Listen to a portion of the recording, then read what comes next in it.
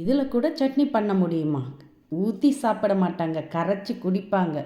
ஒரு தடவை இந்த மாதிரி செஞ்சு பாருங்கள், இனி அடிக்கடி செய்ய சொல்லி கேட்பாங்க. அம்புட்டு ருசி 10 இட்லி சாப்பிட்டாலும் பத்தாது. இந்த ஒரு சட்னி இருந்தால் போதுங்க.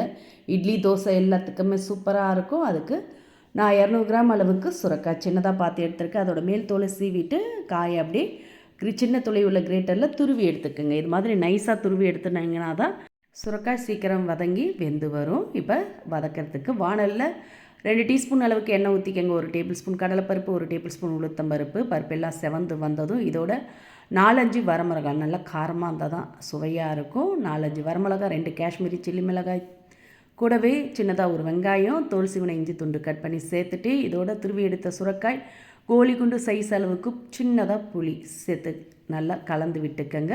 ரொம்ப நேரம்லாம் வதக்க வேண்டியதில்லை. இது மாதிரி நல்லா கலந்துட்டு இதோட 2 பத்தை தேங்காவை கட் பண்ணி சேர்த்துக்கங்க. கூடவே தேவையான அளவு உப்பு சேர்த்து கலந்துட்டு அடுப்பு ஆஃப் பண்ணிவிட்டு அப்படியே மூடி வச்சுருங்க. மூடி வச்சினாலே அந்த சூட்லேயே சுரைக்காய் எல்லாமே வெந்து சாஃப்டாகிடும். இப்போ நல்லா ஆறின பிறகு இதை அப்படியே மிக்சர் ஜாருக்கு மாற்றிக்கங்க.